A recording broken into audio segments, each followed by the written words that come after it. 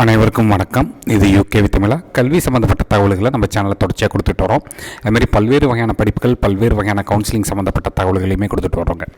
இப்போ எல்லாருமே வந்து பார்த்திங்கன்னா தமிழ்நாட்டில் எம்பிபிஎஸ் கவுன்சிலிங்க்கு வந்து சாய்ஸ் ஃபில் பண்ணிவிட்டு வெயிட் பண்ணிட்டு இருந்தாங்க. ஸோ அவங்களுக்கான ரிசல்ட்டுங்கிறது இன்றைக்கி ரிலீஸ் பண்ணுறதா சொல்லியிருந்தாங்க. ஸோ இன்றைக்கி 29/8/2024 ஆஃப்டர்நூன் வந்து பார்த்திங்கன்னா இப்போ ரிசல்ட்ஸுங்கிறது வெளியே வந்தாச்சு. ஸோ அந்த ரிசல்ட்ஸ் எப்படி செக் பண்ணுறது அப்படின்னு பார்த்தீங்கன்னா TNMedicalSelection.net அப்படிங்கிற இந்த வெப்சைட்டில் போய் செக் பண்ணலாம். இங்கே வந்து நமக்கு வந்து 2 லிங்க் கொடுத்துருக்காங்க.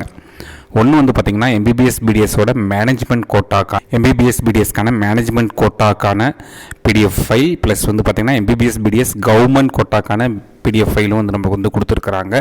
ஸோ இதில் வந்து பார்த்திங்கன்னா ஃபர்ஸ்ட் ஆஃப் ஆல் நம்ம வந்து இந்த கவர்மெண்ட் கோட்டாவோட பிடிஎஃப் ஃபைலுங்கிறது இதுதான். ஸோ இந்த கவர்மெண்ட் கோட்டாவோட பிடிஎஃப் ஃபைலில் அவங்க தெளிவாக கொடுத்துட்டாங்க. அதாவது என்னென்ன சீட்ஸு யாருக்கு அலோகேட் பண்ணியிருக்கிறாங்க, என்ன ரேங்க்கு, என்ன மார்க், ப்ளஸ் வந்து என்ன காலேஜஸில் கொடுத்துருக்கோம் அப்படிங்கிற மாதிரிலாம் கொடுத்துருக்காங்க.